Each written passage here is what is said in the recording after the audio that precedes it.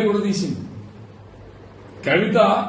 కవిత గారు నా పేరు కూడా తీశారు, ప్రతాప్ రెడ్డి గారు. నేను 2009లో పోటీ చేశా, 2014లో చేసిన, 2018లో చేసిన.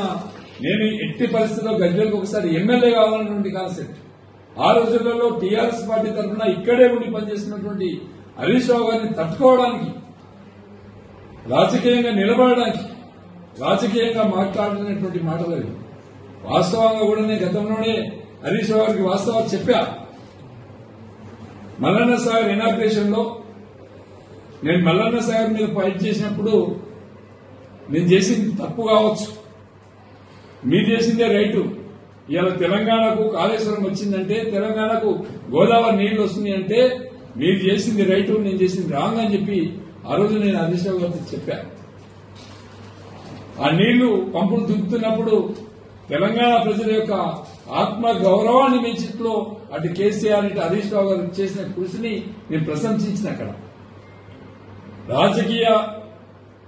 రాజకీయాల్లో భాగంగానే నేను ఆ రోజు మాట్లాడిన వాస్తవాలు కాకపోయినప్పుడు కూడా రాజకీయంగా నిలదొక్కుకోవడానికి నేను మాట్లాడిన మాటలు. కానీ కొంతమంది కాంగ్రెస్ పట్టే భాషలు నిన్న మొన్న దాన్ని సోషల్ మీడియాలో పెట్టి వైరల్ చేస్తా ఉన్నారు. ఆ పట్టే భాషలకు నేను విజ్ఞప్తి చేస్తున్నా, అనవసరంగా రాజకీయాల్లో గానీ న్యాయ విషయంలో గానీ ఎంటర్ అయితే మీకు చెప్పులతో సన్మానం తప్పదని చెప్పి సందర్భంగా సీరియస్ గా నేను హెచ్చరిస్తున్నా. రాజకీయంగా హరీష్ రావుని ఎదుర్కోండి, రాజకీయంగా బీఆర్ఎస్ పార్టీని ఎదుర్కోండి, రాజకీయంగా మమ్మల్ని ఎదుర్కోండి.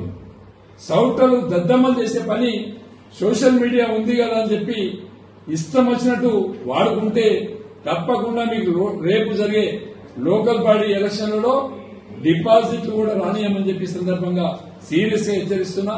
నేను ఏదేమైనా బీజేపీ కాంగ్రెస్ పార్టీ నాయకులు మీరు ఇద్దరు ఒక్కటైనా కూడా మీకు రాష్ట్ర వ్యాప్తంగా కూడా డిపాజిట్లు కూడా రావు. నరేంద్ర మోడీ వచ్చేటో దేకినా కూడా, రేవంత్ రెడ్డి గారి మోకాళ్ళ మీద పనిచేసినా కూడా మీకు ప్రజలు తిరస్కరించిండ్రు, ప్రజలకు దగ్గర రానియని చెప్పి సందర్భంగా హెచ్చరిస్తూ 2 ముచ్చట్లు చెప్తున్నా. లాస్ట్ కి 8 మంది బీజేపీలను గెలిపించారు, 8 మంది కాంగ్రెస్ లను గెలిపించారు. కానీ 16 మంది కూడా ఈ రాష్ట్ర రైతాంగానికి కనీసం యూరియా ఇవ్వలేనటువంటి పార్లమెంట్ సభ్యులు. మీకు నైతికత ఉంటే, సిగ్గు శరం ఉంటే, సీము నెత్తులు ఉంటే రాజీనామా చేయండి, మళ్లీ ఎలక్షన్లకు రండి.